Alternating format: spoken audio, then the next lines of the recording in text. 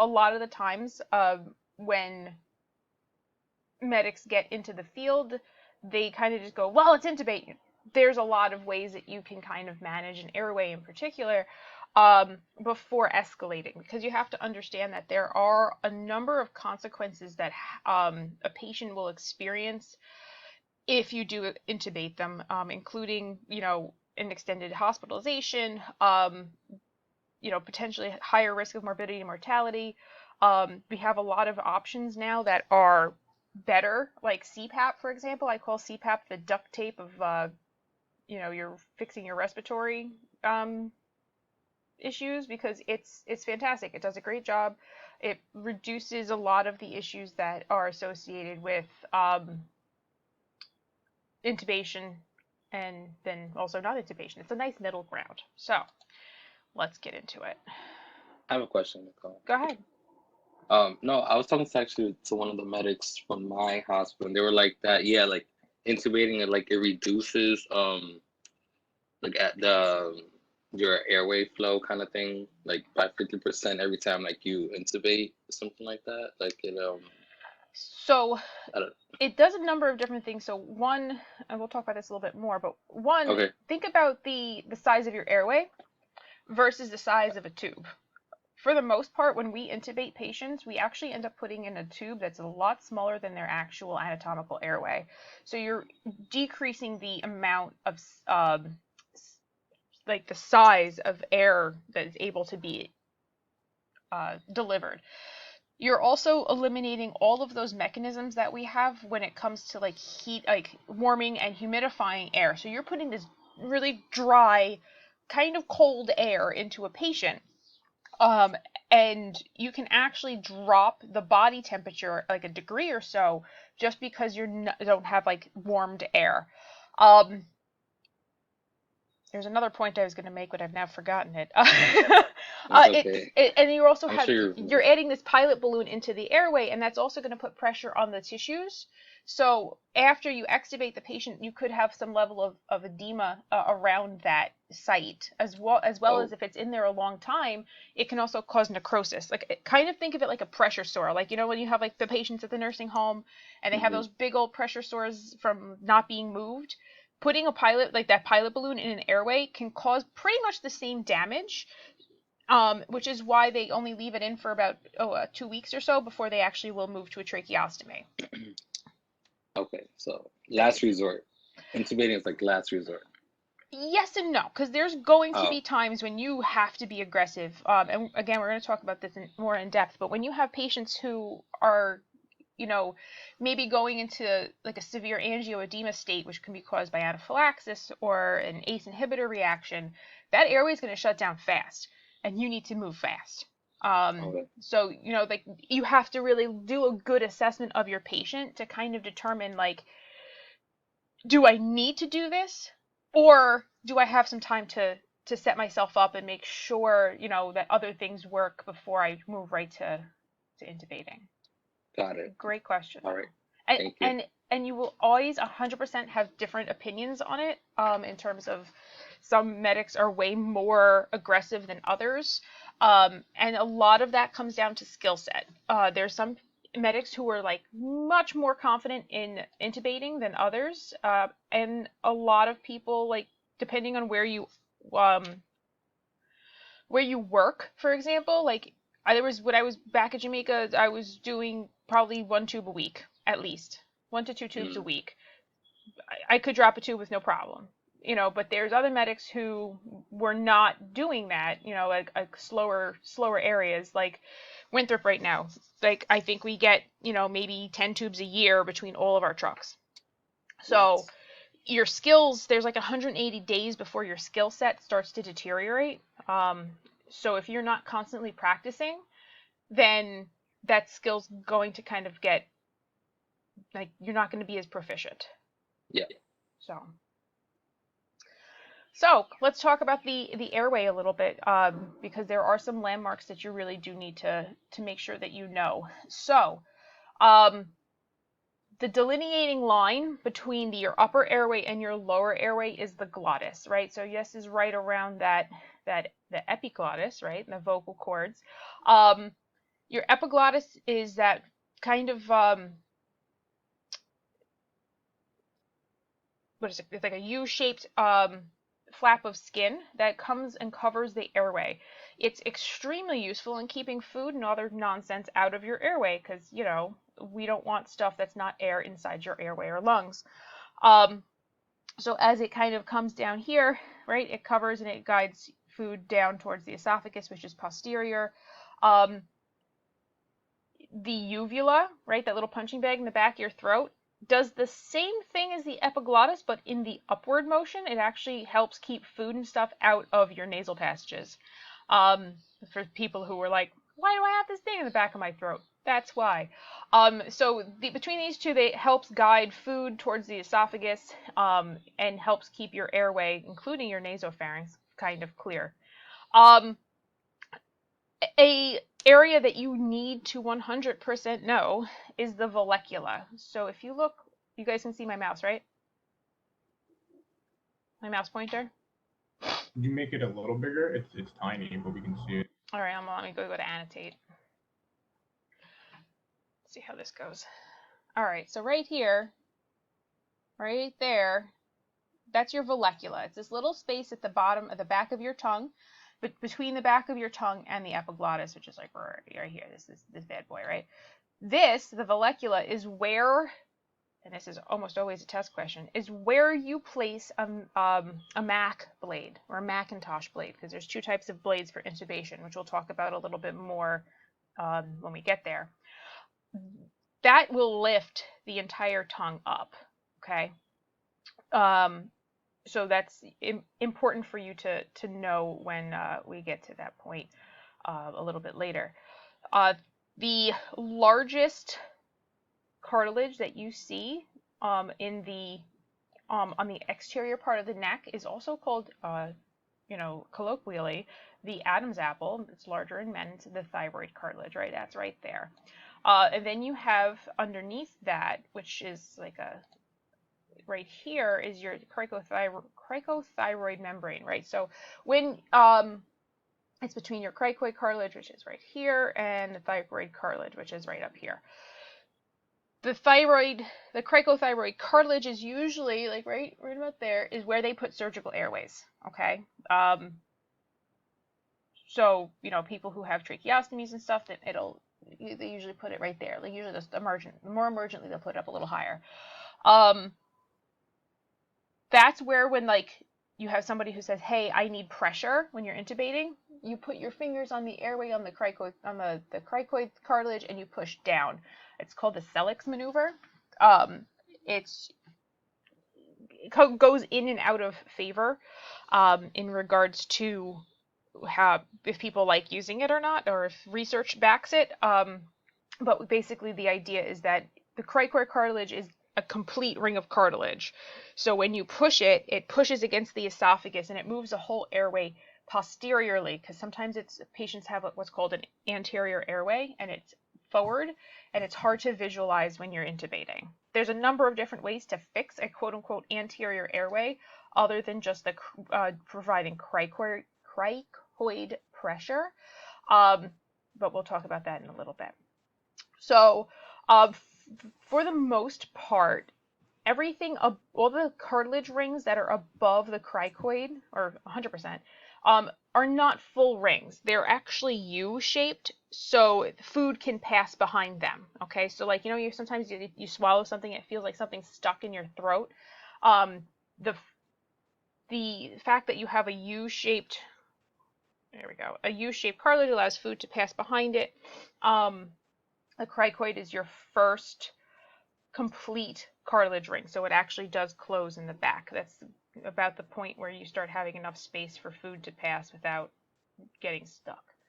That's about it. All right, cool. Oh, that didn't work. There we go. So for the anterior view, you have my favorite bone in the human body, which is the hyoid bone. It is the only bone that's not attached to any other bone directly by ligaments. It's only attached via muscles. If anyone's ever watched any true crime, in strangulation, the hyoid bone is most commonly fractured from this strangly vibe. Your hyoid bone is what it suspends your entire airway. Okay, so kind of think of it as like this point, like right up here, up at the back in your throat, that allows your airway to kind of just dangle in space. Excuse me.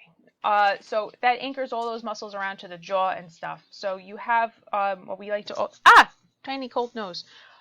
You have all of these muscles in your neck, which are also considered accessory muscles. So when you have a patient who's having a hard time breathing, they start to really try to pull the chest up, usually with a sternocleidomastoid muscle right here, because it helps kind of expand the chest. If you see a patient who's straining through their neck to breathe, that really is not a good sign. They're really struggling. They're trying to pull up the sternum and the clavicles to expand the size of the chest. Not that we do it in New York, but here's that cricothyroid membrane that we were talking about. It's right here. This is the area that is used to access the trachea in a surgical airway procedure. Okay, so you see it's right here. Here's your thyroid cartilage. Here's your cricoid cartilage, that membrane right in between. That's your easiest access in an emergency airway. Again, not something that you or as paramedics are going to do. I just learned how to do this in critical care class last week. Kind of barbaric. Let's just anyway.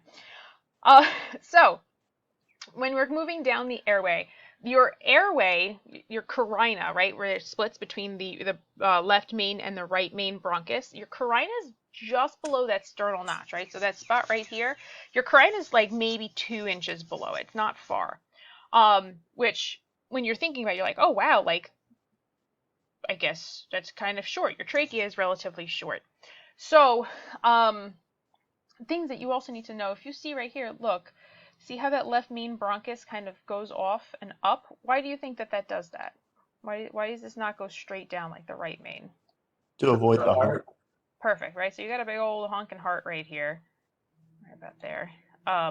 That's pushing this lung off to the side a little bit, and it's changing the angle of the main stem.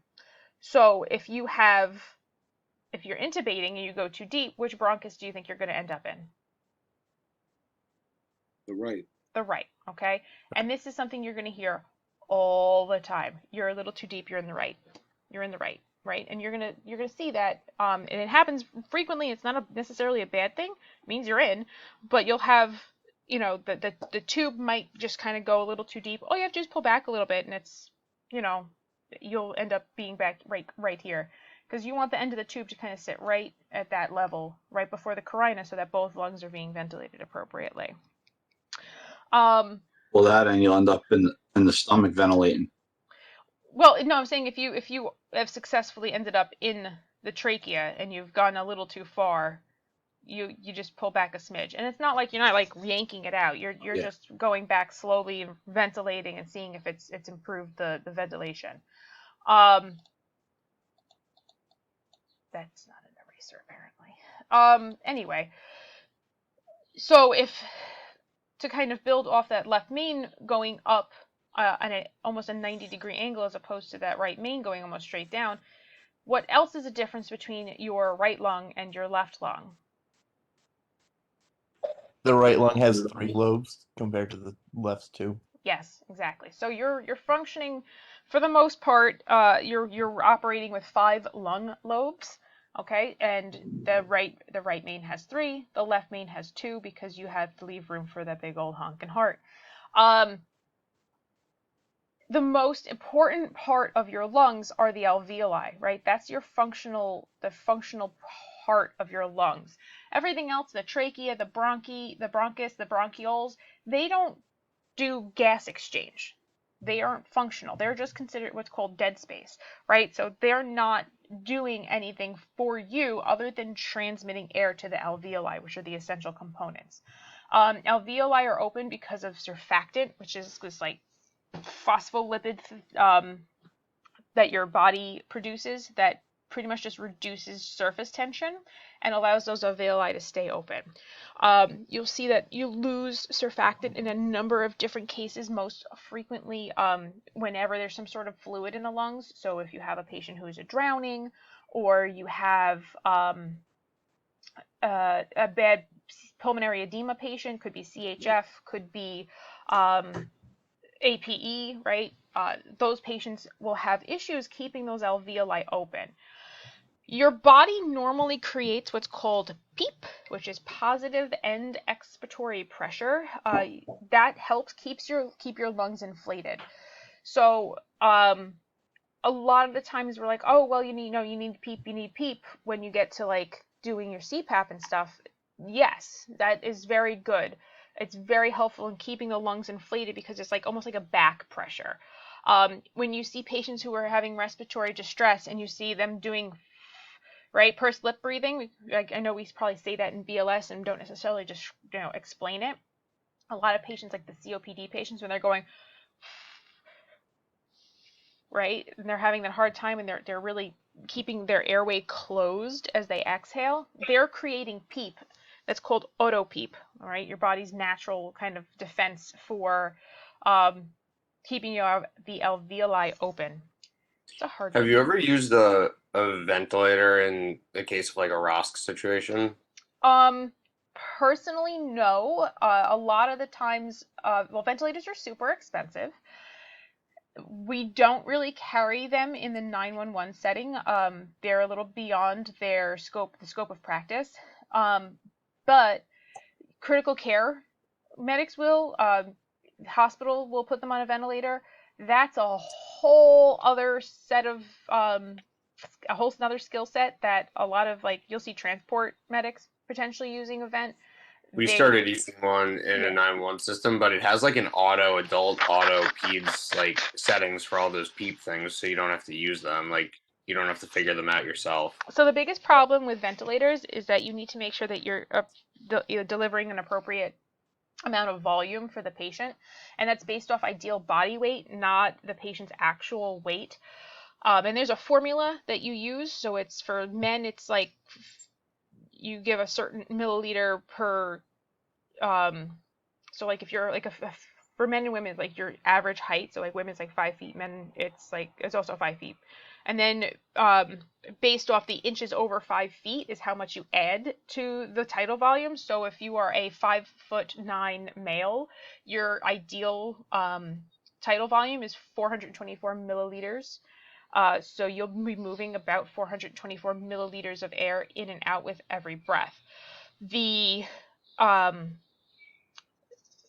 problem with, I guess, ventilation, and let's talk about this real quick. The problem with ventilation in the 911 setting is we are not doing a very good job of like dialing in appropriate airflow.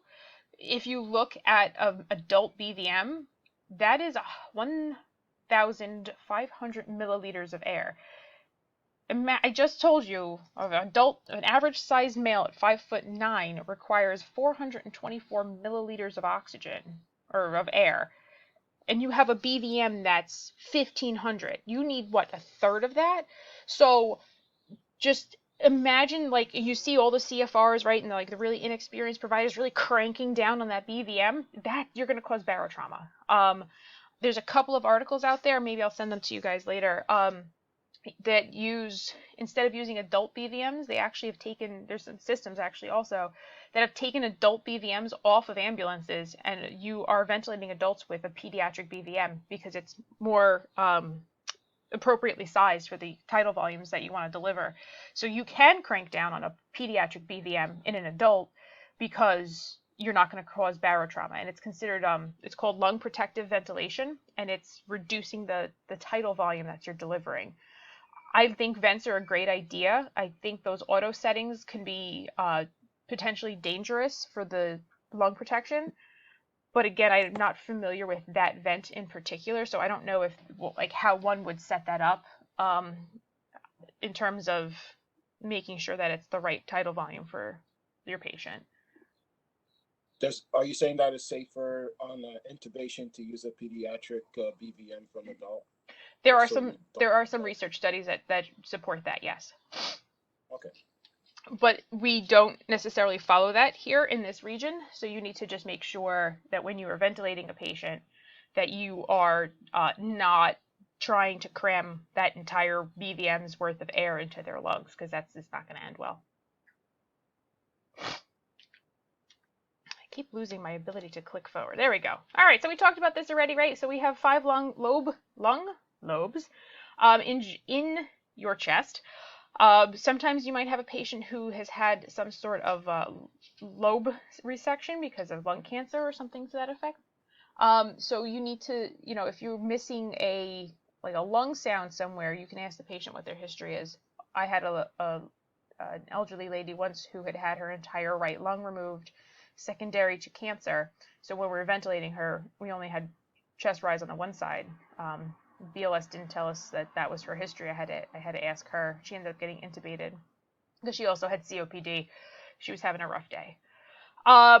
So each lung is surrounded by a pleural cavity and a membrane that actually encases that lung. So when we talk about, a patient has like a pneumothorax or a patient has a hemothorax, that membrane that surrounds that lung starts to fill up with either air or fluid and collapses the individual lung. It won't necessarily affect both sides. You can have a unilateral hemo or pneumothorax.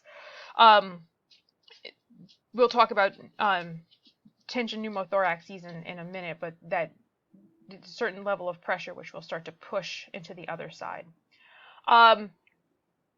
The lungs are separated by what's called the mediastinum. Let me get some annotation vibes going on here. So the mediastinum is in the middle of your chest, right here, and it encases. Look at that drawing. Look at that. That came out pretty good. It encases your great vessels, your trachea, your esophagus, and the heart. They all kind of hang out inside the mediastinum. That is kind of an essential component, right? It's the heart. It's really helpful to make sure that that's not damaged. But that mediastinum is also surrounded by a membrane, okay? So you can have, and I've seen it a couple times, we've had on the back end when I'm following up with patients, patients who have a pneumomediastinum, which means that there's air that's gotten into this area. So you need to, just keep that in mind, that this is essential. We're protecting that part, and any damage to the chest can also damage that mediastinum.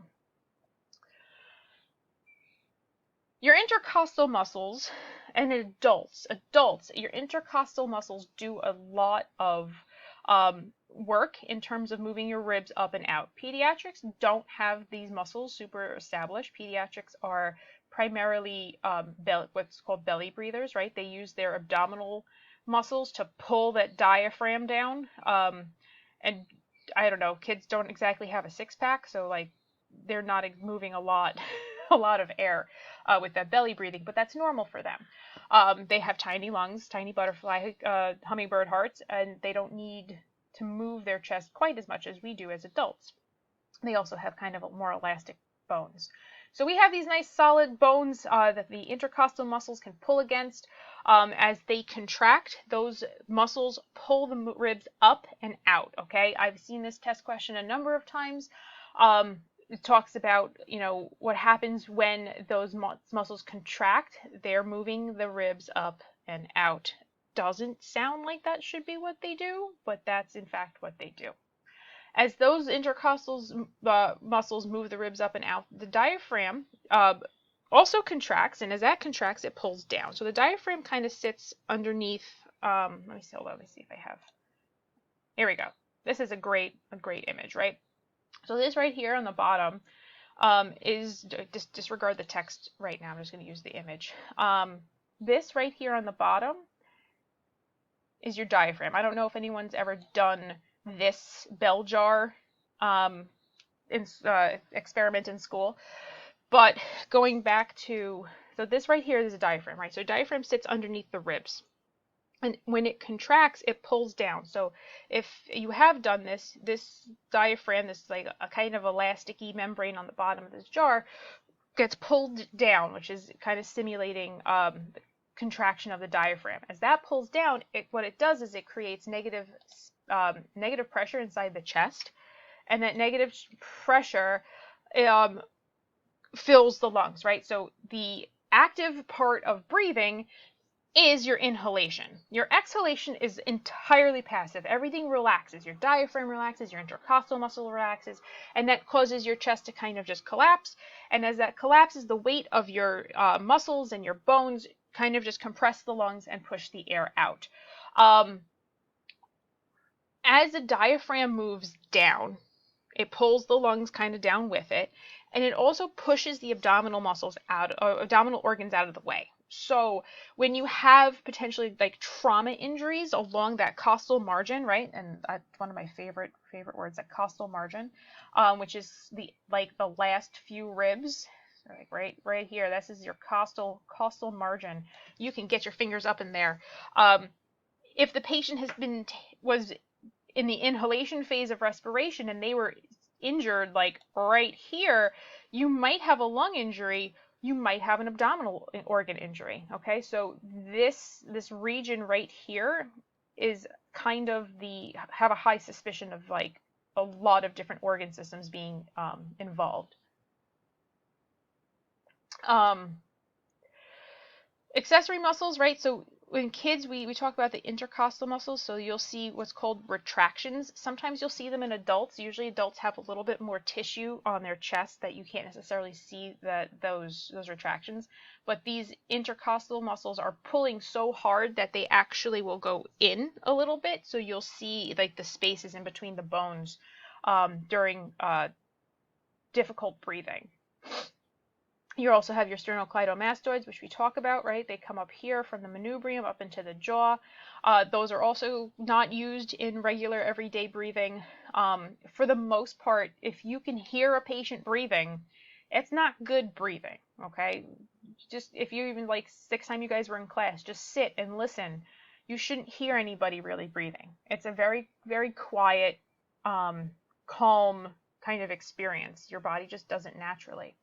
Breathing is kind of cool also. It's one of the few involuntary things that we do have a certain level of control over, right? So you can hold your breath, you can breathe faster, you can calm your breathing, because we do have some control over those muscles as well. And very important for you to know, usually pops up on tests, is that the diaphragm is innervated by the phrenic nerve, okay? Just keep that in mind. So if you have any sort of spinal injury that damages the phrenic nerve, the patient will lose control of their diaphragm and they will be relying solely on intercostal muscles to breathe. Actually saw this as a test question recently. So hey, you have a patient who's been ejected from a car. They are not able, you see intercostal, you see their chest rising, but they're not moving air effectively. What nerve do you think is damaged? The phrenic nerve. So back to this a little bit, talking about negative pressure. It works, your respiration or respirations or your personal ventilation is dependent upon Boyle's law, which is that the pressure of a gas is inversely related to its volume. So a gas will exert more pressure with less volume. So it kind of think of like your car tires, right? In the winter when it's kind of cold out, the volume decreases. So as the pressure, as the cavity, your thoracic cavity expands, there's less pressure inside the pleural space, which causes than the outside air. So that causes the air outside to come rushing into your lungs. As opposed to positive pressure breathing, which is what we do for patients, which is when we're forcing air into the lungs, right? So this is basing on negative pressure. And if you guys ever have like a hard time remembering it, just remember like ventilation, when we do it, is called positive pressure ventilation. So that means if the opposite, negative pressure, is how we breathe normally. Any questions up to this point before we start moving to the next section?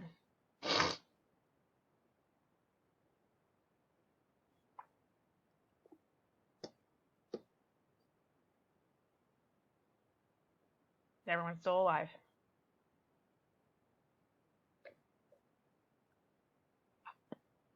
I have lost you all. Bueller? Present. There we go. Someone's alive. All right, cool. Let me check the chat real quick. There we go. All right, cool. So as we talk about airway and respirations and ventilation, there's a couple of different terms that you need to understand the difference between. And those differences are very important, especially when it comes to test taking and talking about how things work. So you have three different terms that we use. One is ventilation, one is external respiration, the other is internal respiration. So ventilation, we'll talk about ventilation real quick. Ventilation is the process of moving air in and out of the lungs. You can ventilate a mannequin, right? You're just moving air from one spot to another spot. It's going in and out, right? The blood goes round and round, air goes in and out. Any deviation, fix it. So you have air moving in, moving out, moving in, moving out. Doesn't mean that it's going anywhere inside the body, but you're moving air in and out, right? This is, I have adequate chest rise. You can ventilate a dead body, okay? Doesn't mean it's going to help the dead body, but you can ventilate it. Now, the part that's really important for life is respiration. Puppy just woke up from a nap. He's really doing a shakeout. So you have what external respiration and internal respiration, and understanding the difference of these two is essential because a lot of people confuse them. So one, you have your external respiration.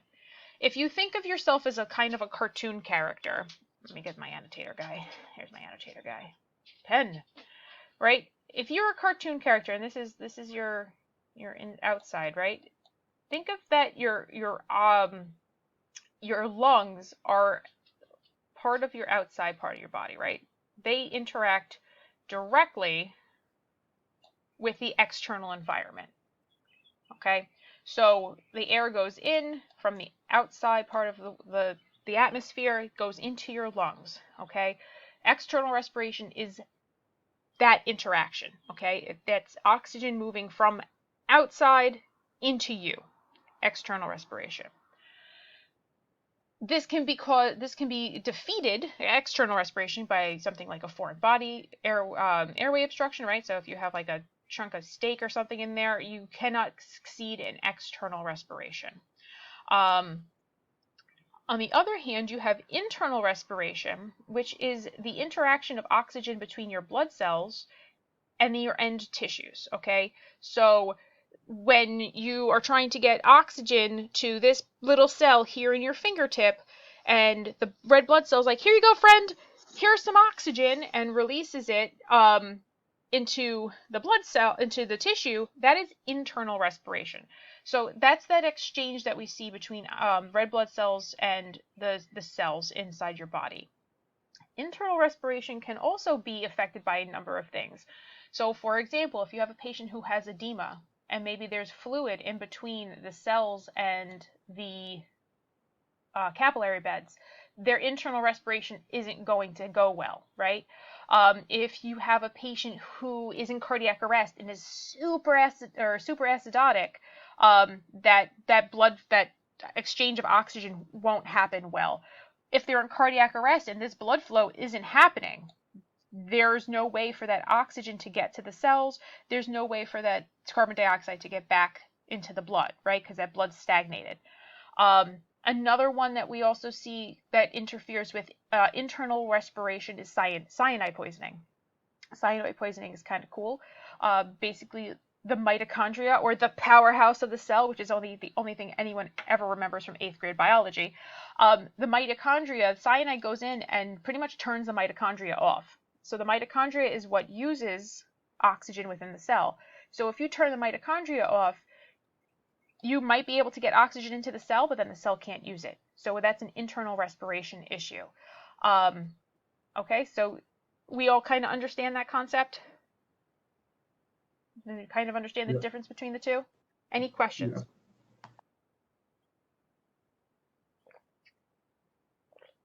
No questions?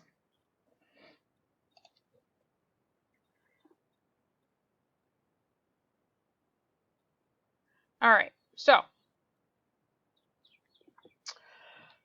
we talked about this a little bit already. That breathing is a quiet process. There's very minimal energy that's required because your body needs it. Just like you don't think about spending energy to make your heart beat, you don't have to really think about spending energy to have normal breathing. It's part of what's called your basal metabolic rate. Your body will normally make sure that it's providing enough energy for those two functions, right? You have a number of muscles that can contribute to breathing, which also include your some spinal muscles over here, the rhomboid muscles in your scapula, right? So you take a deep breath, you feel your scapula move back and forth, right, to expand the chest. All these muscles can help contribute to expanding the size of the chest, which increases your negative pressure inside the thoracic cavity. There's a number of things that will increase energy expenditure that makes it harder to breathe, which actually starts adding to that energy load that your body needs to, account for. Loss of surfactant, right? We talked about that a little bit already. Patients who have APE or have post-drowning, anything that flushes that surfactant out and causes the alveoli to collapse, right? Because that's increasing the resistance in the airway. Other causes of airway resistance, right, like asthma, right, when those muscles start to clamp down and cause narrowing in the airway, that makes it harder for air to move in and out. And any sort of decrease in pulmonary compliance. So if you are unable to inflate the lung, or you maybe have some broken ribs that is causing pain, all those things can increase how hard it is to breathe. Surfactant reduces airway tension. Yes, it only covers the alveoli. It's down in because the alveoli are the only functional part. The alveoli, if you look at them, just kind of like little grapes, right? Everything else kind of has some sort of like solid structure to it. The alveoli are like teeny tiny balloons. So they require help in terms of staying open, and that's what the surfactant does. Basically, it's like I'm trying to think of a good example. It's sort of like when you put grease on a pan and the food comes off nice and easy. The surfactant is sort of like grease on the alveoli. And it keeps the air moving in and out, and it keeps those alveoli open so that, when you take the food off, it doesn't just collapse, or you take the air out, it doesn't collapse. It gives it, it keeps it from sticking together. Does that make sense? Does that explain it a little bit better?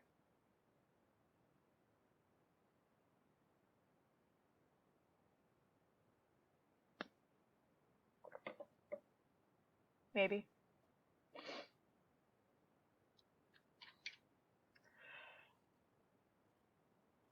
So there's a number of different things that we talk about when we talk about the work of breathing and kind of identifying the phases of breathing. So your normal breath is called your tidal volume, okay? It's the amount of air that you move in and out to adequately fill the lungs. And we talked about this already a little when we were talking about vents, that your tidal volume is the amount of air that you just kind of generally move in and out. It's based on your ideal body weight, and it adequately fills the alveoli with air so that it can extract the oxygen. Then we have the inspiratory reserve volume. So when you're little and you're gonna go jump into a pool, right, and you're about to hold your nose and jump underwater, when you take a really deep breath, that's your inspiratory reserve volume. That brings you to, it's a forcible inhale that really expands your lungs as far as they can. So it's holding on a little bit of extra oxygen in there so that you can maybe hold your breath. So if you look here, right, so like this, we talked about tidal volume. Let's use 500 for easy numbers. So your normal tidal volume might be 500, kind of hanging out in here. You take a really big deep breath, you're filling your lungs all the way up to here, okay? Now you have to also, you're counting for all these parts under here, which is your residual volume, okay? So you never have completely empty lungs. We talked about that already, right? That PEEP. So PEEP keeps a little bit of air in your lungs to keep them open. And then you have your expiratory reserve volume, which is the opposite of your inspiratory reserve volume. So your expiratory reserve volume is when you forcibly exhale, right? So anyone who's done the fire service breathing test, when they give you that little pipe and they tell you to breathe out until your eyeballs pop out of your head, that's your expiratory reserve volume, right? You're breathing out, like, right? That's your expiratory reserve volume. So you're moving from the normal amount of oxygen you kind of just casually exchange, and you're bringing it down to just your residual volume. Okay. Your inspiratory capacity is your tidal volume plus your inspiratory reserve volume. So average person, it's about 3,100 milliliters or 3.1 liters. Okay, so you have your normal tidal volume, it's around 500. Your tidal volume plus your inspiratory reserve. Okay, well, right when you take a really big deep breath, that's over here. That is the maximum amount of gas that you can inhale after maximum exhalation, right? So you are doing the fire service breathing test and you breathe out, and then you take a big deep breath in as much as you can, and that's your inspiratory capacity, okay? So that's your tidal volume plus your inspiratory reserve. So depending on your ideal body weight, like the taller you are, the more inspiratory capacity you'll have, anywhere from 3,000 to 4,000 milliliters of oxygen. And when we talk about pre-oxygenating a patient, this is what we want to do, okay? Especially if you're considering intubating a patient who's awake and can follow directions. You want them to take like vital capacity breaths, which means that they exhale as much as possible and then they inhale as much as possible. This is to kind of wash the nitrogen out of their system and help improve oxygenation. So, right, the air we breathe is only 21% oxygen. The air we exhale is about 16% oxygen, right? We only use about 5%. So when you have that patient take a vital capacity breath, it takes all that nitrogen that's in the bottom of the lungs that we're not really moving, right? That tidal volume, right? Because here's all this expiratory reserve volume that's just chilling. That's mostly like nitrogen. When you take that big deep breath and you exhale, you're washing out that extra nitrogen, and then you take a big deep breath in and you're getting oxygen down into the alveoli. You want them to take, if they're awake and talking, you want them to take about 3 to 5 vital capacity breaths. So as they're taking those big deep breaths, they're helping improve their own oxygenation without you accidentally inflating their stomach with a BVM. Your functional residual capacity is on the other side of your inspiratory capacity. This is the amount of gas that like just hangs out at the end of expiration, right? So like you're not doing the crazy fire department test where you're blowing everything out of your lungs and just leaving your residual volume. It's that little bit of air that's over and above, okay? So when we look at residual volume, this is the amount of air that's in all of those open spaces, right? So that's your trachea, your the right and left main stem, your bronchioles, right? That's just air that's not really doing anything. So when you think about the amount of air that you kind of have to move around, you're moving here, this tidal volume, and this patient's holding on to 1,200 milliliters, okay, when you're ventilating. You also do reduce, when you have a patient who's intubated, you do reduce the residual volume a little bit, because remember we talked about this already, that tube is going to be a little bit smaller than the normal airway, and you're bypassing the larger areas like the naso and oropharynx. Questions, thoughts, concerns?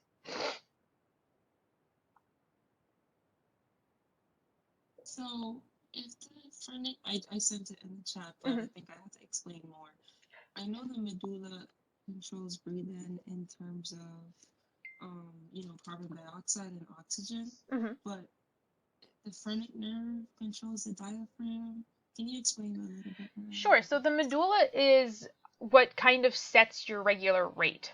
Okay, so your medulla takes a lot of information from like, oh, how much oxygen's in the blood, how much carbon dioxide's in the blood, are we acidic, are we alkalytic, where do we need to be as a human body to make sure that we maintain homeostasis. The medulla is processing all of that information and then providing the body, the phrenic nerve, for example, the data to program the respiratory rate, okay, and the depth.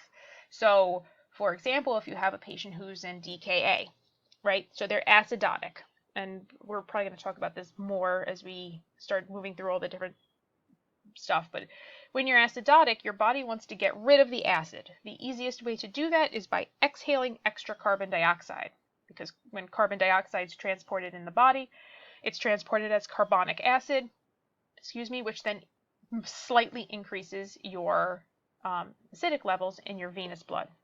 So as that slightly acidic venous blood comes back to the lungs, your body's like, cool, let's get rid of this. Let's try to get our pH back to a good spot. And that information is being processed by the medulla that's then telling the phrenic nerve, pick up the pace. We have to blow this off. Okay? Does that make sense? Yeah. Thank you. Awesome. Any other questions? That's a great question. Nicole, so the phrenic nerve is a motor nerve and not a sensor nerve, right? I believe so. I'd have to look more into its actual all of its abilities, but yes, I would think it's mostly. I will look into that more. I don't know if it has. I honestly don't know if it has any sensory capacity. I do know it is a motor nerve in so much as it drives the diaphragm, but I don't know if it does any sensing. I think the medulla is in charge of most of the sensing. I will get back to you on that one. I wrote it down. Any other questions? I think Mike opened in the chat a few minutes ago. Can you read it to me? No, I was just trying to help answer Shadane's question. Okay. Awesome. Michael Furling said, is that why with an albuterol pump you're told to take a deep breath, hold it, and then breathe out fully? I'm assuming he was talking about with the reoxygenation. Yes, with the oxygenation as well as, so you have to, when you're taking an albuterol pump and you're doing or a nebulizer treatment, you want to get that medication down all the way into the functional capacity, the functional parts of the lungs, which means you need to get it all the way down into that residual volume.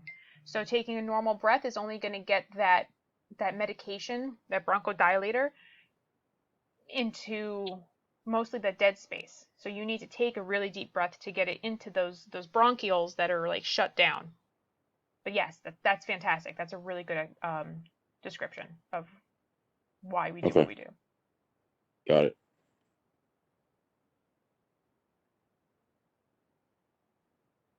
All right. So we talked about vital capacity already.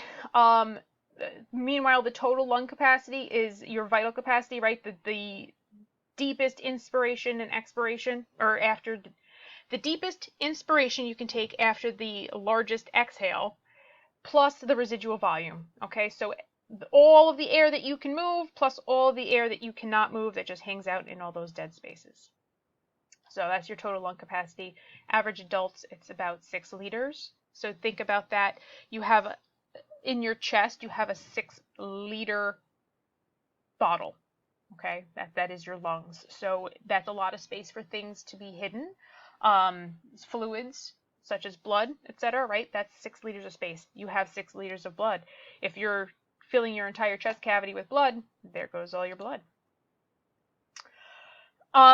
Some things that we talk about when we talk about respiration and ventilation is your minute volume. So your minute volume is the amount of oxygen or air that is inhaled or exhaled in 1 minute. Usually we talk about inhalation because it's a little more useful.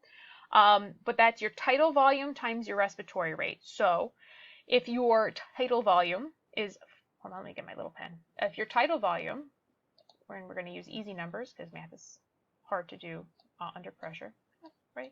Right, so you have, wow, that's awkward. All right, so you have a tidal volume of 500, and your normal respiratory rate is, say, 20, because it's easy math, right?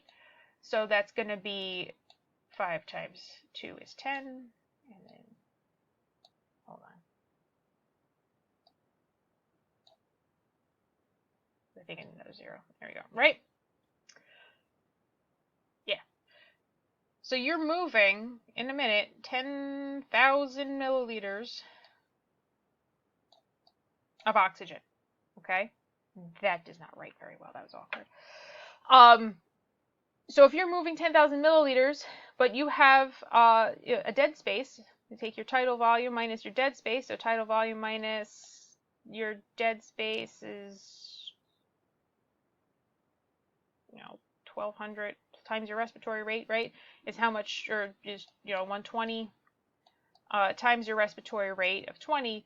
That's going to be what your minute alveolar ventilation is, right? So how much how much air is getting into your alveoli in 1 minute. And this is how, if you have a patient who maybe can't get their normal tidal volume of 500 and you can only get 300, you then need to maybe increase the respiratory rate so that they're getting the adequate amount of minute volume. Okay, and that's stuff that gets a little more complicated, especially if you're doing like vents or something like that.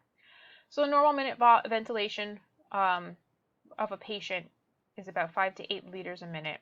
Okay, right? So you're not going to move 500 milliliters of oxygen at a rate of 20. Your body will adjust that to be in this range. If you have a patient who happens to have issues, so we talked about DKA already, right? They're going to start increasing their respiratory rate, but they're also potentially going to increase their tidal volume because they're trying to flush out that the acid at the alveolar level. So you're going to increase the minute volume. When you have a patient who's in DKA or any of these issues of severe acidosis, if you are taking over their breathing, if you've ventilated them, or you've intubated them, sorry, you need to try to match what their breathing rate is. There's a reason that your patient who is acidotic is breathing really fast. That's a compensatory mechanism. If you don't match their breathing rate, you're going to make them more acidic, okay? And then it's going to make their outcomes really crappy. On the other side, you have patients who are potentially not breathing well because of a low minute volume, right? They can't get that tidal volume in because of an asthma attack or something else like that. So we need to make sure that we adjust our tidal volumes appropriately. But that also means that we're going to potentially treat this, right? This is going to use your bronchodilators maybe epi in asthma. COPD, you're going to increase potentially the PEEP to help overcome those high respiratory airway pressures. That's the word I was looking for. Okay, so you're going to have to make sure that you adjust the breathing appropriately. But most importantly is you want to make sure that you're watching this in those acidic patients. Dalton's law, we're going to talk about this real briefly. It's the mixture of gases that make up the atmosphere, right? So we talked about this a little bit already, right? Nitrogen is the primary gas that we have in the air. We have 21% oxygen. It's equivalent to the partial pressure of each component gas. So the partial pressure of oxygen plus the partial pressure of nitrogen plus the partial pressure of what other gases are floating around. That's the partial pressure that's being exerted on us as people and inside of our lungs. You can probably look up the partial pressure of all these gases and determine that, but that's a little much. So let's take a 5-minute break. I saw some people had to pop to the bathroom. 5-minute break. Come back. Be back in here at 10:20. I'll see you shortly.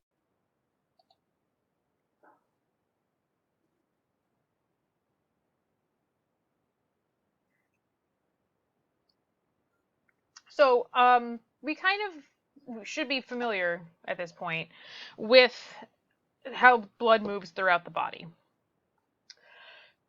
your heart is a double pump, right? You have the high pressure side, which is the left side, and you have the right side, which is the low pressure side, that goes just to the lungs, right?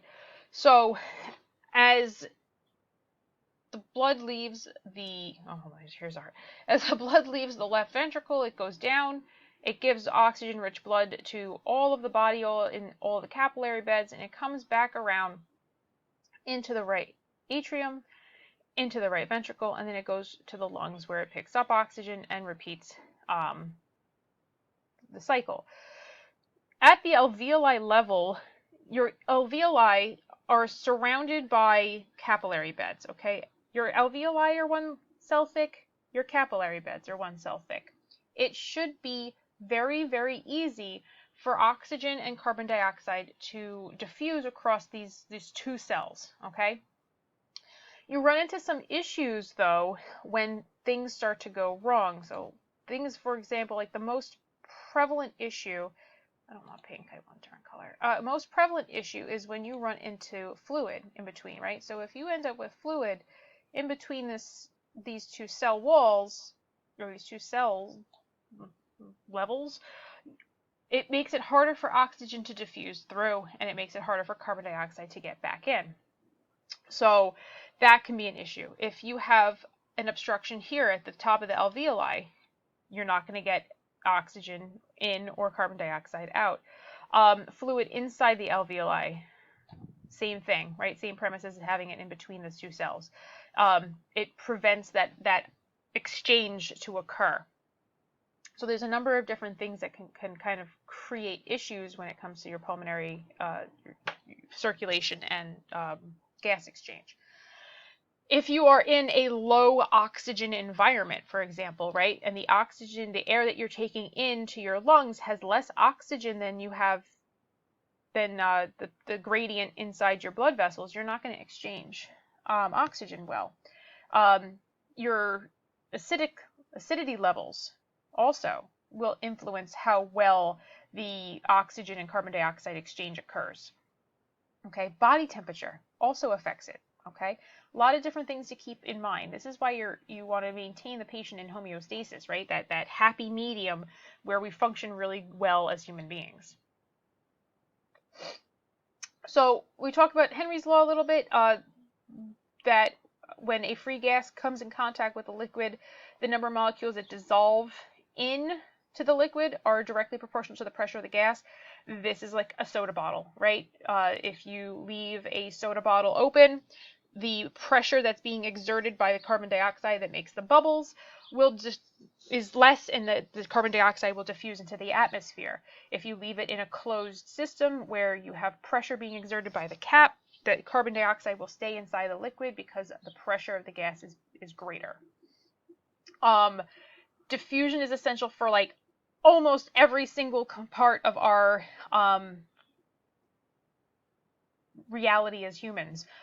So molecules move across a permeable membrane from areas of high concentration to low concentration. Okay, so everybody wants to be in balance. So if you imagine, like right here, see, you have like 5 molecules on this side and 1, 2, 3, 4, 5, 6, 7 on this side. So if this is left alone, this 1 molecule is going to move across. If this is a permeable membrane, it's going to move across so that everything's in balance. The universe likes balance. This is different than osmosis, which is not here, but osmosis is the movement of water, not molecules. Okay, so if you are unable to move the molecule across a membrane, maybe the molecule is too large. For example, glucose, right? If you have a high level of glucose in your blood, you can't move that through a capillary because it's too big. So your body will put water into your blood to dilute the glucose. Okay, so you have two functions that your body is able to do. We also have the pumps, the like sodium potassium pumps, which require energy to do, and that moves against the gradient. So we'll talk about that more when we get to cardiology. So we were talking about this very briefly about 2 seconds ago.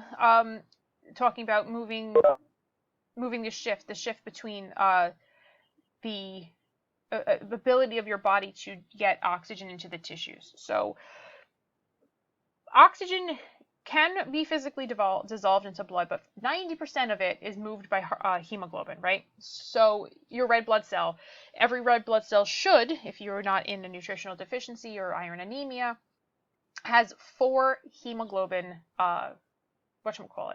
molecules attached to it.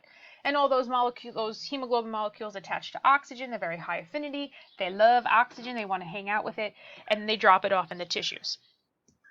When the PO2 of oxygen is anywhere between 10 to 60. The partial pressure of oxygen is anywhere from 10 to 60. It's ready to go, right? So if you look right here, okay, this is the oxygen dissociation curve. Sorry, I was having that moment. So my little pen. So anywhere from 10 to 60, right, of your concentration of oxygen, you're going to have, if you give this patient oxygen, it's going to increase their oxygen saturation, the hemoglobin saturation, like really fast. Okay, hold on. Come on, pen. Right? See that curve? It goes like straight up.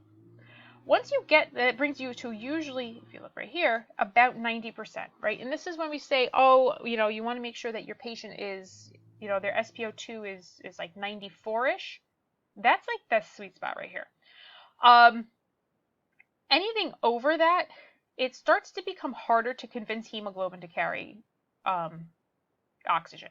It's happy. It doesn't really think like your body needs more. It's like, I've kind of maxed out, right? So if you have a patient who's at like 98%, like right here, of their saturation, you give them more oxygen, you're really not going to see a huge increase in how much the oxygen they're actually able to transport. It's very mild. But if you have a patient who's got like, an SpO2 of like 70 and you give, well, I don't know what I did. You give them oxygen of 70, all of a sudden you're going to see their pulse ox go up dramatically. This dissociation curve is affected by a number of things. So if you see here, your hemoglobin is affected by things like the temperature. So if you have a patient who has a fever, it's going to reduce hemoglobin's affinity to oxygen. We're not going to talk about 2,3-DPG, that's an enzyme. Patients who are increasingly acidic, it's going to be harder for them to transport oxygen. On the left shift side, however, you're going to have patients who have great SpO2s. The problem is they can't offset that oxygen into the tissues when it gets there. So it's ready to pick up oxygen, it's ready to go, it's ready to transport, but it gets to the cells and it's like, I'm going to hold on to this for now. Sorry, not sharing, okay? So just things to keep in mind when you're tailoring your oxygen therapy. If you have a patient who's like really chilly, but their SpO2 is 100, that doesn't necessarily mean that their end tissues are getting that oxygen. I should have got more water when I went downstairs.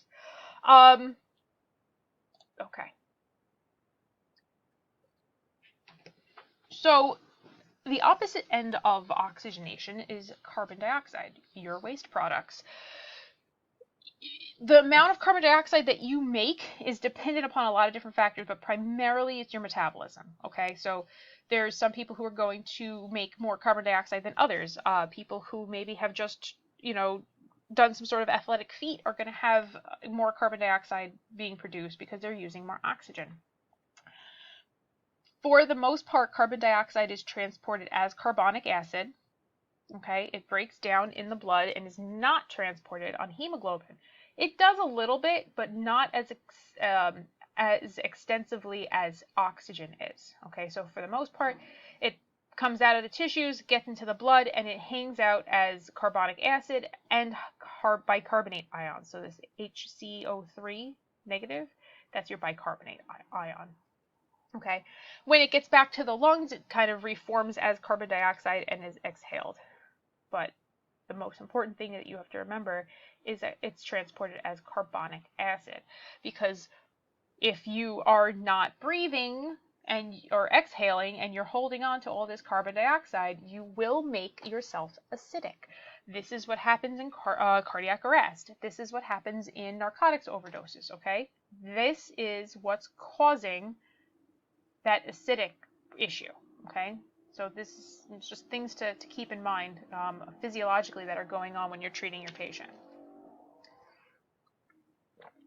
So is that why they try to give bicarb to cardiac arrest patients? It's part of the reason, yeah. Because now you're trying to bind up that acid with the buffer. Okay.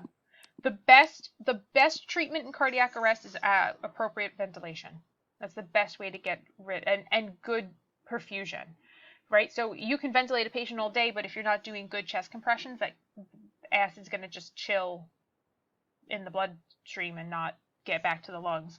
It has to be a combination of really good ventilation and really good compressions. This is why they found that like the Lucas devices and stuff were so successful, is because they were moving blood really well.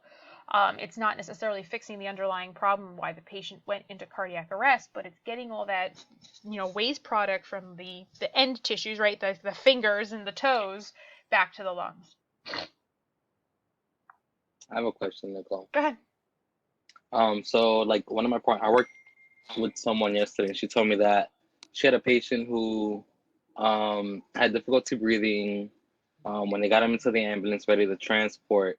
Well, as they were trying to get him there, he was just, they were trying to give him oxygen. He was like taking off the mask. They tried to give him albuterol. They even gave him epi because like he was just like his breathing was just not great.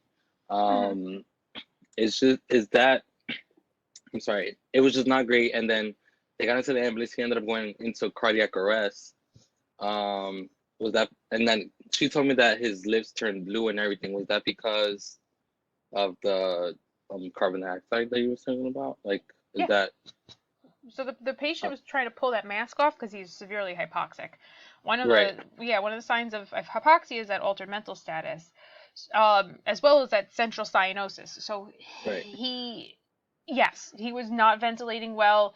He was not exchanging oxygen and carbon dioxide well at whatever level, whatever was causing his respiratory distress. So yeah, 100%. Gotcha. It makes sense. Any other compression help with internal respiration? Yes. Because in order to have adequate internal respiration, you need to have blood moving past the cells.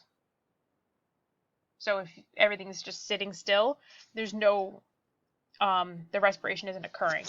The cells might be using the last of their oxygen to do aerobic respiration, right? That's when or aerobic metabolism, when they start changing oxygen into glucose.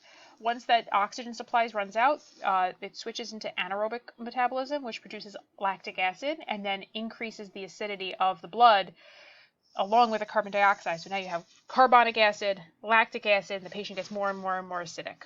But yes, very good question. In order to oxygenate the blood, we kind of use, they talk about the Fick principle, which is the rate of your your oxygen consumption. We don't do this kind of math, but you need to understand how much oxygen the patient needs.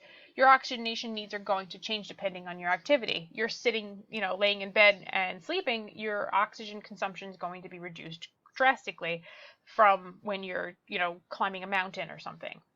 But you need to be able to saturate the hemoglobin as they come through the lungs. So if you have some sort of ventilation issue or you're in a low oxygen environment, those are all things that are going to reduce the available oxygen.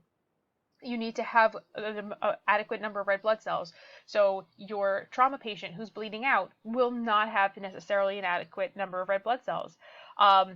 You also need to have appropriate hemoglobin on those red blood cells, right? Which is right here. They must be able to load oxygen. So if you have a patient who has anemia, severe anemia, and they don't have as many hemoglobin molecules on each red blood cell, they're not going to move as much oxygen as they need, okay?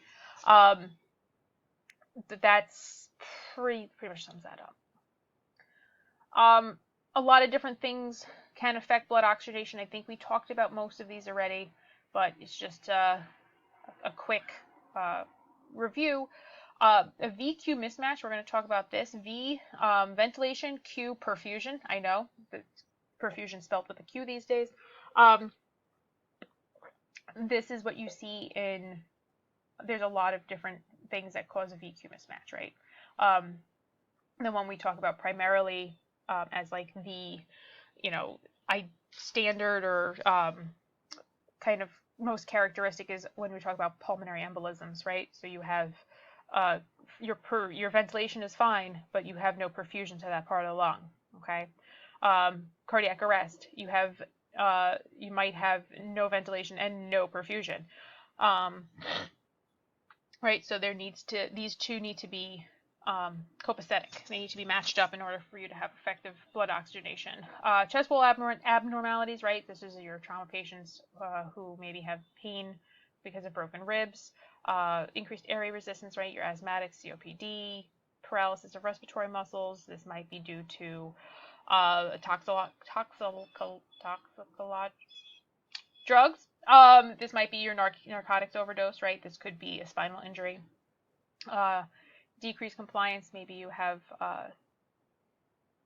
pneumothorax, decreased surface area, drowning, right? Your lost alveoli. So, number of different things that will cause issues. Oh, hey Shadane, here's a question you asked. We have some voluntary control over respirations, but we don't think about it all too much. We do at certain times, but most of the time our respiration is relatively involuntarily controlled here in the medulla. All of your respiratory muscles and functions are brought to you by activity by the vagus nerve, glossopharyngeal, somatic nerves, phrenic nerve gets involved, but the medulla contains the chemoreceptors, right? So this is the receptors that determines if you have enough oxygen in your blood, if you have too much carbon dioxide, or if you have too much hydrogen ions, which represents your acidic. Okay, so as the blood passes through and or past the medulla, it starts to pick up all this data, okay, and then sends it down the phrenic nerve. Okay. Herring-Brewer reflex prevents you from being a moron and overinflating your lungs and then bursting them, because clearly someone needed to, I feel like someone was like, oh, they messed up again, let's add this new reflex. The creators. And then you have your pneumotaxic center, which is prevents, again, overinflation and labored breathing when you're breathing too hard, right? So if you're, you just finished running and you're really breathing heavy, it's also going to keep you from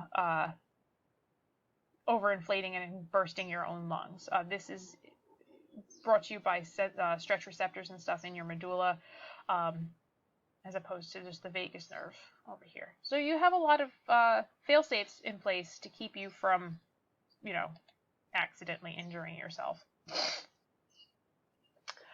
For the most part, normal breathing is dictated by the amount of carbon dioxide in your blood, okay? So when your carbon dioxide rises, your brain's like, and your medulla goes, hey, this is too much. This is too much. So it causes you to breathe more, breathe deeper, increase your respiratory rate. Because carbon dioxide does affect your pH or has some influence on your pH, those two are tied together. If you happen to have, good oxygen and carbon dioxide exchange, but your pH is deranged for some other reason, for example, like DKA, this will also cause your body to go, hey, something's not right, let's fix it, okay? And will alter your respiratory patterns based on that as well. Patients who are living in a chronic state of elevated carbon dioxide, this is your COPD patients, they will breathe based on hypoxic drive. Okay, so the brain's like, okay, we always have this high level of carbon dioxide. I don't understand. We tried to fix it. This isn't working. So it switches over to determining ventilation patterns based on oxygen, right? And this is where we run into like, oh, don't give your COPD patients too much oxygen. For the most part, you are okay in administering oxygen to a COPD patient. We don't have extended, for the most part, don't have extended transport times here in this area. You should be monitoring your patient. So if for some reason they start having a decreased respiratory drive, you can moderate the oxygenation that you're providing them. But if you are transporting a COPD patient or another patient who might be hypoxic drive, and they're complaining of shortness of breath, do not withhold oxygen, okay? Just make sure you keep a close eye on them in the event that their respiratory drive does decrease. There's a number of different respiratory disorders that will cause, things that you need to kind of keep in mind. So your mechanics of ventilation, right? So if you have good compliance, right? And we talk about, it's easy to ventilate this patient, their lungs are compliant, versus patients who are, maybe asthmatic, with really tight lungs that aren't compliant. Increased muscle mass or decreased muscle mass will alter how well the patient is able to either ventilate themselves. Elasticity, okay, as you get older, you start to lose the elasticity of your lungs, as well as your tissues in general. So older patients might have distinctive issues in terms of like how easy it is to ventilate. As you get older, also you have increased dead space. Some of your alveoli start to collapse. COPD patients, their tiny alveoli will start to kind of just turn into a giant alveoli, so they'll have increased dead space and decreased alveolar surface, okay? This also is the potential for them creating what's called blebs, which is like weakened outcroppings in a lung, sort of like a lung aneurysm. Exercise capacity, right, as you get older, you are not necessarily able to tolerate exercise as well. This is also one of those things, is if you train it, it will stick with you. So if you maintain good cardiovascular health, you won't see as much of a decline in exercise capacity as you get older. Your brain does get a little bit less responsive in response to the detecting the chemoreceptors, like the carbon dioxide and stuff as you get older.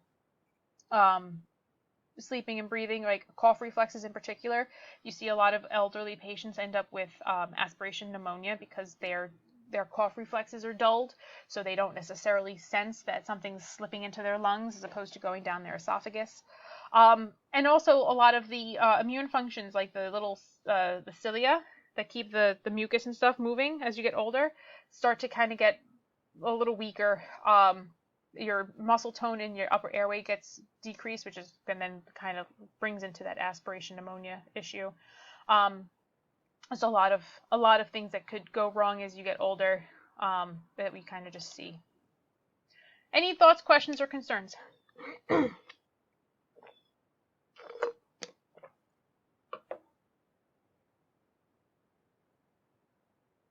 Okie dokie, moving forward. Simple BLS, okay? Foreign body airway obstruction. We all should know how to manage this. Most of the time, it's caused by aspirated food, right? Little kids in particular, hot dogs, grapes, very dangerous. Kids are also the #1 chokers of non-food items. Where'd that Lego go? Right into your airway. So things to take into consideration, especially if you have a kid who all of a sudden has a acute onset of difficulty breathing. #1 reason is usually a foreign body airway obstruction. We talked about this as well, right main stem versus left main stem, because the right main stem pretty much is a straight shot down. If you do not have, don't see a foreign body airway obstruction up high, it could be down in the right main stem. If you actually look at your protocols for foreign body airway obstruction in the paramedic realm, if you have the patient becomes unconscious and there's a failure to remove the obstruction via BLS procedures, aka the Heimlich maneuver, you use what's called the McGill's forceps and try to fish it out. If you cannot fish it out, you intubate the patient and push it down into the right main stem. And they'll do a bronchoscopy later in the hospital to retrieve the item, but at least you can ventilate one lung at that point. Conscious patients, right? We're doing. Oh, go ahead. Can you use the forceps when they're awake and like, or they have to be unconscious? They really should be unconscious. If they're awake, you're gonna just cause distress. And you should be, if they're conscious, they are also potentially able to participate in helping remove it, right? So like trying to cough. Most of the time, also our response times are at the point where you're gonna get there and they're gonna be unconscious if they haven't maneuvered that obstruction out of their airway.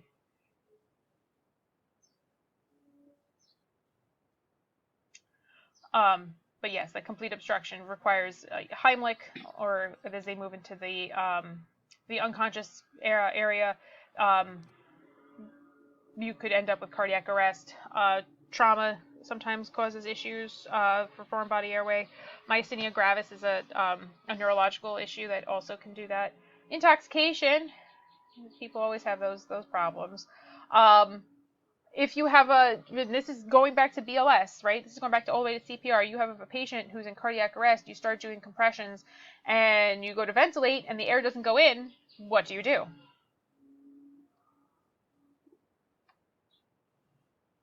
Reposition. Reposition. Suction. Good. Reposition suction. If air still doesn't go in, what do you do?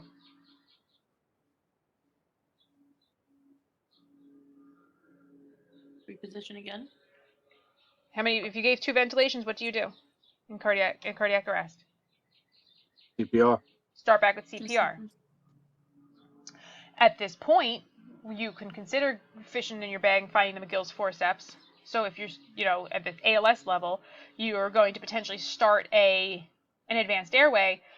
You go and look, and you go, oh hey, there's some roast beef up in here, which, true story. Then you can use the McGill's to extract that and then intubate the patient. You might have, this is a patient who probably should be intubated because there's a strong possibility that the removal of the foreign body will cause some level of airway edema. Unless they sit up and start talking to you, like right after you reinitiate their the oxygenation, you're probably going to be intubating this patient. Other causes of airway obstruction, tracheal trauma, not particularly common, but if it is, it's usually also associated with C-spine trauma, right? This is a patient who's, hit their throat against something like a steering wheel, they may have tripped and fall against a table or something like that. It's usually at the cricoid cartilage, remember? So you have your Adam's apple, which is your thyroid, and then right below that's your cricoid. A fractured larynx, which is, again, up there with the tracheal trauma. This is a little bit higher. This, again, commonly caused in a motor vehicle accident when they hit the steering wheel, hit the dashboard. The patient will be hoarse or might be having a hard time speaking because those vocal cords are damaged. Every time they cough or swallow, it's going to be extra painful for them. This is a patient also who has what's called like a muffled voice. So like they're talking normally, but you can't really hear them. Okay, that's usually a good sign of a fractured larynx. And laryngeal spasm. This is frequently an us problem. We go a little too aggressive into intubating and causes the larynx to kind of start to clamp down. So you'll see like some swelling. You might see the vocal cords kind of doing a spasm. A lot of the best way to really manage this is to do like aggressive ventilation and moving that jaw upward and outwards, right? Because now you're just you're relieving that spasm by pulling the muscles tight. Aspiration below the glottis. So you pretty much the aspiration is when you start moving non-gas past the epiglottis, right? So anything that shouldn't be in the lungs is considered an aspiration. For the most part, this is the patients who are at a high risk for aspiration are those who have some sort of neurological dysfunction, which also includes intoxicated individuals, right? Vomiting again, very common in intoxicated individuals. Elderly patients who don't have a good cough reflex and can't keep their airway 100% clear. Number of other just random issues. The iatrogenic obstructions, right, where you're just like, I don't know what caused this.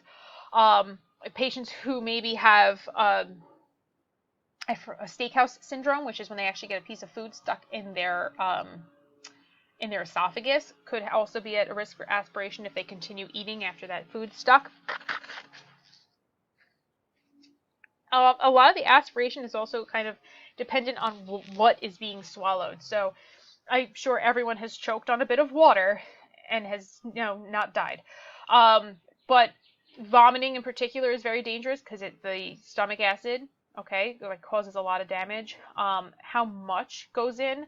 I've seen nursing home people feed NPO patients an entire pudding cup.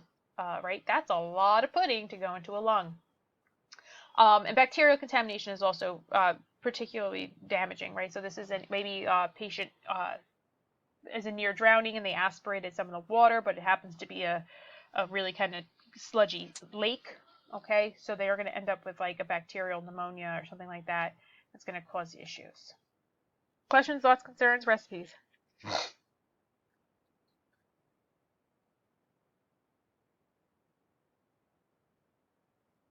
All right, moving on.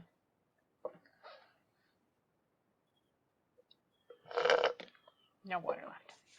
So, obviously, airway problems are some of our first concerns, right? Because when we evaluate our patients, we do our ABCs. So airway is our primary concern.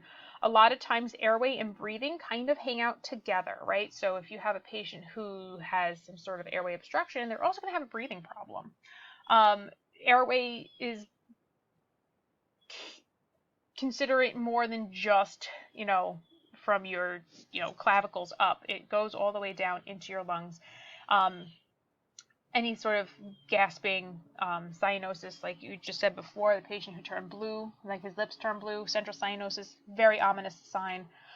Even if you notice that they're in general kind of gray looking, usually an airway and or breathing problem.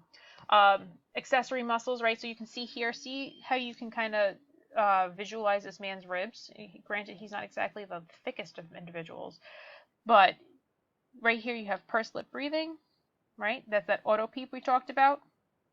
He's got his shoulders up in this tripoding position, so he's trying to increase the chest space, right? So here's his chest space. He's trying to increase the amount of space he has in his chest to keep his lungs open. And right here, you can see the retractions, right? So he's breathing so aggressively that he's I didn't want to do that. He's pulling stop it. He's pulling these intercostal muscles are being pulled in, right? So this is considered whatchamacallit? Retractions. That's the word I'm looking for. When you're acquiring a patient's history, right, you need to kind of do a number of different in-depth questions. So was it a sudden onset or was it a slow build? So patients who are asthmatic or COPD, they might have a more slower build when it starts coming on, as opposed to maybe somebody who's got a sudden pulmonary edema, who all of a sudden they're having a sharp pain, they're having a hard time breathing. Is anything to make it better or worse? Again, going back to your asthma patients, I took my inhaler and it got a little bit better, but now we're worse again. If you have older patients who have like asthma /COPD /CHF concerns, if they say, "Oh, I took my inhaler and it made it worse," you should have a high suspicion in that case for CHF and APE. Okay, just keep that in mind. If they did their bronchodilator and it made it worse, it's usually because it increased the amount of fluid rushing into their lungs. What other symptoms, right? Do they have a fever? Is there maybe some sort of upper respiratory infection going on? Do they have chest pain? Are they diaphoretic? What other things are going on? What did they do to try to fix it, right? A lot of patients have their own inhalers at home. You might have patients who have CPAP. Please make sure if the patient is, you go to pick up a patient and they're like, oh, I put him on CPAP because he used a CPAP at night and was trying to help. Please make sure the CPAP is on. I had a patient, their family was trying to help them put him on CPAP. They never turned the machine on, so they just had a mask over their face. This is why he can't breathe. Do you take your medications as prescribed? Oh my God, people don't know how to take their medications, right? They either don't know how to use their inhalers properly, right? They don't inhale deeply enough. They don't time it well. This is why kids have those spacers, right? Because then you don't have to time it. You're suspending the medication and you're just telling them to take deep breaths. They should probably use spacers for all inhalers because I think there's probably some adults who also can't necessarily time the breath and the pump well. Blood pressure medications. Do you take them every day like you're supposed to? Or do you pick and choose? Okay? There's plenty of patients who do that, and that medication, if the blood pressure starts getting out of control, that can cause backup of fluid in the lungs. Lasix, right? Do you take your Lasix like you're supposed to? Has there been any change to your medication regimen? Have they added a med, taken away a med? All of those things can really influence the way that a patient presents and give you a clue as to what's going on and how to treat them. So we talked about tidal volume and minute volume. So if you have a patient who is not meeting their required minute volume, right, their normal breathing that's regular and comfortable, the body's not going to be able to compensate well. Okay, so there may be that they're doing a little bit of a different breathing pattern. Breathing patterns that you should be super, super, super familiar with. Kussmaul's is usually indicative of usually DKA or some other highly acidic concern. Okay, the patient's breathing really deep and really labored, but rapid. So they're trying to blow off their the acid. Okay, Cheyne-Stokes. You usually see this in patients with head injuries, right? So they'll be breathing and then they'll stop breathing. Okay. You'll see this also. Similarly, ataxic and biot respirations are also usually associated with head injury. It's usually different levels of severity. You have tachypnea, which is usually kind of associated more with your anxiety statuses. Air trapping, you might see this in patients with a really bad asthma attack, right? They can't get the breath out, so they're taking smaller little sips of air. Okay, these are patients who you should be relatively aggressive in treating their airway issues. Again, this is going back to a little bit of a BLS review. Your FiO2, your fraction of inspired oxygen. We have a number of different oxygen masks. We over here don't use a simple face mask. This is like a nursing home special, in my opinion. We hang out here in the non-rebreather. You can adjust the FiO2 of a non-rebreather by taking the little flaps off the mask. 2 flaps on is usually the highest amount of oxygen that the patient's potentially going to get. Again, mask seal. Mask seal is always essential. Don't forget, this is to review what your nasal cannula percentages are. We don't use the Venturi mask all that often in 911. This is something you'll maybe see on the transport side, but these little valves will give you a very accurate FiO2 for the patient. So these are patients who are on long-term oxygen therapy who need a little bit more love than a nasal cannula. Or maybe they're in hospital and they're being weaned off of oxygen therapy and they're using it, they're staging it appropriately so that the patient can be, good. There's the word. Not really the word, but you know what I mean. So as we move into treating the patient, we have some options other than just intubating, and a lot of the time these options are really good stopgaps and will actually fix the patient better than intubating. You should really try to reserve intubation for those patients who need it the most, the ones who have a high risk of airway concerns such as aspiration, bad head injuries, who they might vomit. Patients who are in cardiac arrest, patients who are in total respiratory failure. CPAP and BiPAP is really fantastic for patients who are conscious alert, and can maintain their own airway and are still spontaneously breathing, okay? The difference between CPAP and BiPAP is C stands for continuous, where bi is bi-level, okay? So when you're using CPAP, you're setting a PEEP setting, and that PEEP setting is anywhere from 5 to 10 centimeters of H2O. Some places it actually can even be higher, but usually we start at 5 and then work our way up to see if the patient has relief. And what it does is it just pushes those lungs wide open, and as it pushes the lungs wide open, it helps just redistribute any like fluid or other concerns that might be in there, preventing that good gas exchange. I like to say that CPAP is very similar to when a dog sticks its head out the window of a moving car and you get like the you might have to work with a patient a little bit to get them comfortable with the CPAP mask. A lot of times giving them the mask and saying, all right, here, hold this, let's put it up, take it down if you're uncomfortable, and giving them an opportunity to like get used to the mask works wonders. You can't just slam it on and say, here we go, we're good. You need to work with the patient. So while CPAP maintains a constant pressure that the patient now also has to exhale against, BiPAP gives you 2 levels. So it gives them an inspiratory range, which is usually 10 to 15, and an exhalation phase, which is about 5. And again, these are all adjustable based on patient's status and like how well they're doing. So as they're taking a breath, they're getting extra pressure support, which is pushing all those airway, all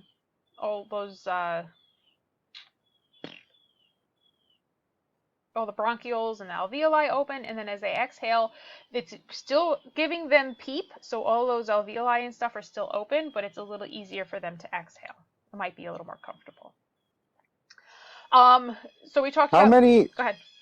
How many ALS ambulances are actually going to carry CPAP? Because usually for the 911 side, I've seen them not carry it. But that was where are you back working? in senior care. Yeah, that's a senior care problem. CPAP is standard of care now. I don't know the last time that everyone has CPAP. Even there's BLS providers who have CPAP now, Mountain County. CPAP is... I was just going to say in Nassau County, it's required on a BLS bus, Yeah. Part 800. Yeah, it's moving into... CPAP is going to be a BLS skill probably within the next couple updates, protocol updates. Because really all the senior care buses have it on the 911 side. It's the core side that they don't carry it all the time. Okay. Yeah. BiPAP, a little harder to come by. CPAP, pretty standard. Basically, we've also had a lot of advances in CPAP technology, so now it's just essentially a BVM mask with hooks, and the valve that you just connect right to the oxygen tank. I know a bunch of years ago, CPAP was way more complicated, where they actually had like a machine, and the machine was like driving the pressure and this, that, the other thing. Now it's just like, it's completely oxygen pressure, PSI driven CPAP, and it's a much more simple and a lot cheaper. I want to say a CPAP mask is probably about $30, give or take. The ones that we buy are about $80-ish, but they're the ones that are actually easy. The price is driven by how easy they are to use a nebulizer, truthfully, Yes. actually. How easy they are to connect to a nebulized medication. 100%. And so you have the $30 ones that it just kind of goes like this, and it's just a mask. Then you have the more expensive ones that also might have the forehead piece and are interchangeable with the hospital. Then you have ones that also, as Beth said, you have the nebulizer component, so you can actually, with a single, there's some that are single oxygen source nebulizer capable, which they have like a little valve on top. And then there's some that are dual oxygen source, so you can put a nebulizer on, but you need a secondary oxygen tank to nebulize the medication, and then one to do the CPAP. So there's a lot of different options out there, and it's a lot less cost prohibitive than it was 5-10 years ago. So we talked about PEEP.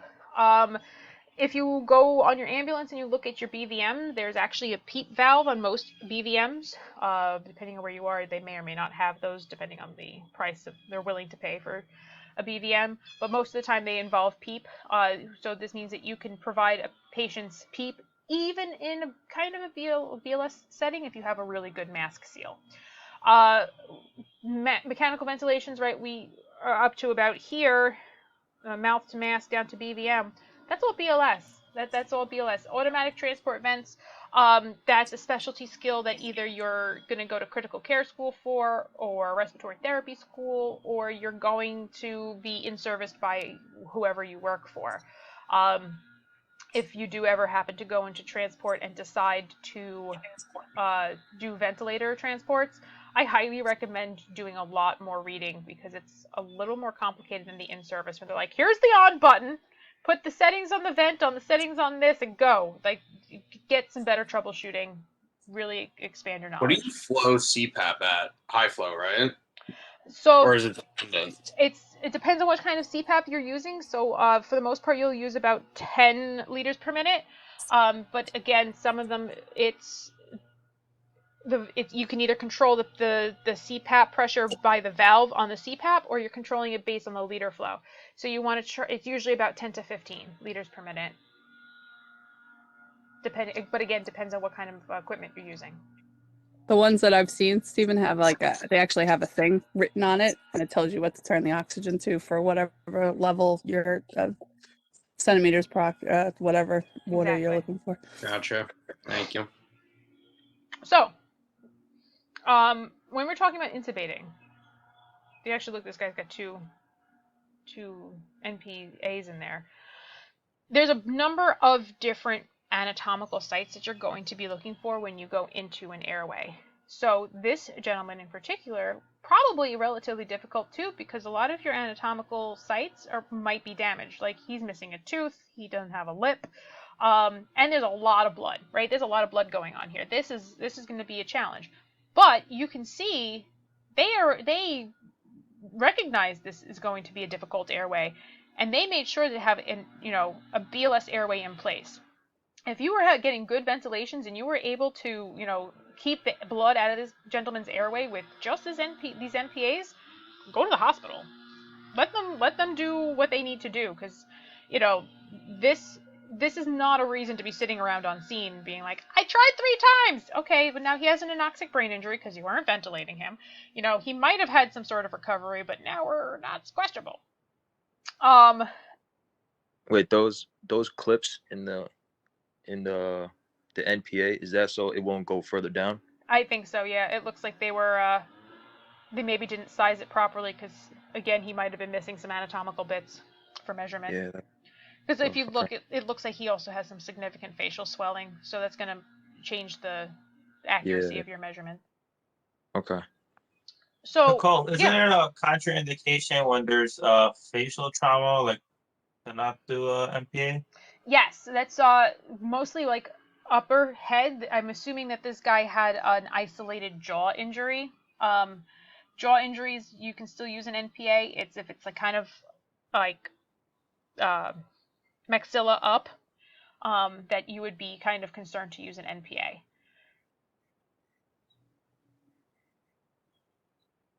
So when you're positioning your patient, for basically, like, this is kind of how we see a patient for the most part, right? We kind of put them on the stretcher, and they have a simple head position. We kind of crank their head back, and we BVM them here. When you're going to go intubate, you want to put them more into a sniffing position. So hold on, let me get my little drawer guy.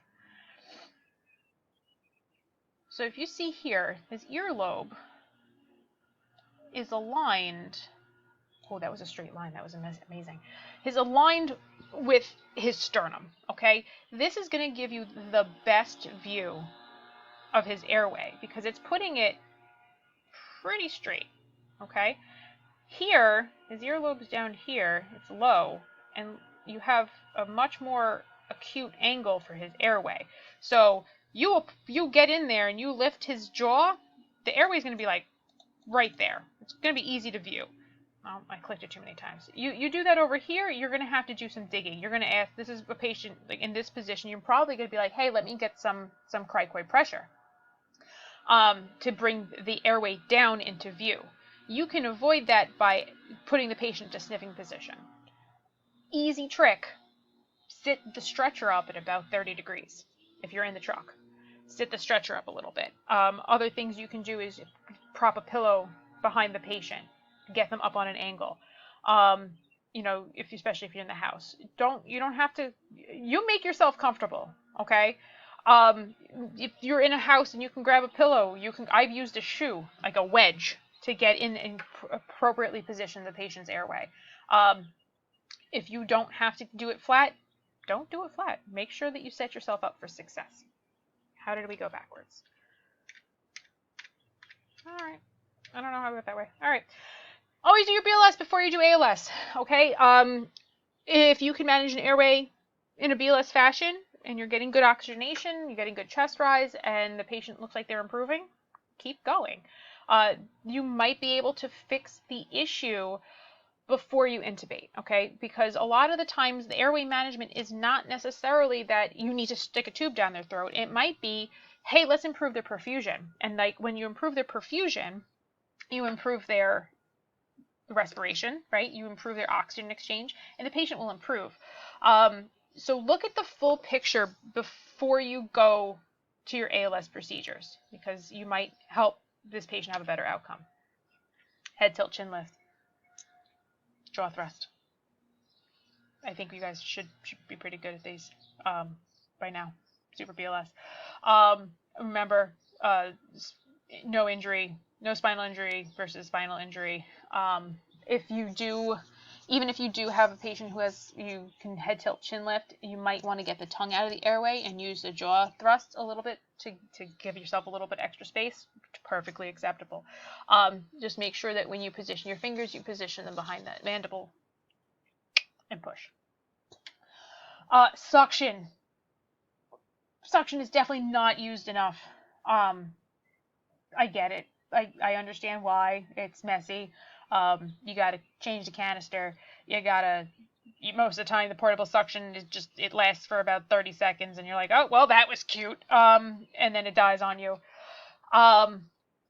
You need to make sure you're doing this. This is really good to make sure that the patient doesn't aspirate, because just because you secured their airway doesn't mean that you didn't, ventilate an entire bowl of soup into their lungs. And it's always soup. Every time. It's always soup. Make sure that you check this at the beginning of your tour. Total sidebar, make sure that the charging cable for the suction isn't inside the canister before you suction. True story. Definitely had an FDNY crew who I'm friendly with. I know the crew. We had a gentleman who had just had soup, of course, and then decided to pop a brain bleed, and he needed to be intubated because he was aspirating soup all over the place. So we go to suction him, and they brought up their suction unit, and they didn't realize that their brand new suction unit, the charging cable was inside the canister. That whole bowl of soup ended up in the canister with their charging cable. I don't think I've ever seen this used successfully. This little random accordion guy. Something's ringing. Make sure you're suctioning on the way out no longer than 10 seconds. Super easy BLS.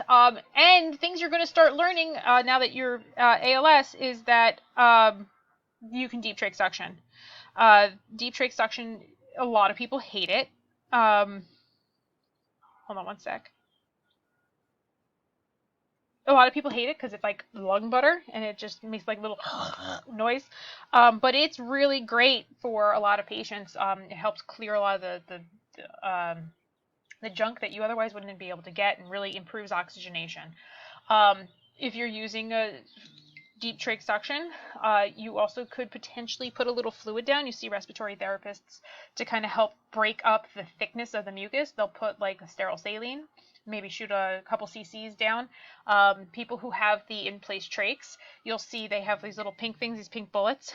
They're called literally like bullets, and they'll put, it's about 3 cc's of sterile water, and they shoot it down, and the patient's like, and then they suction everything out. It's a great method for just loosening the mucus that's in there.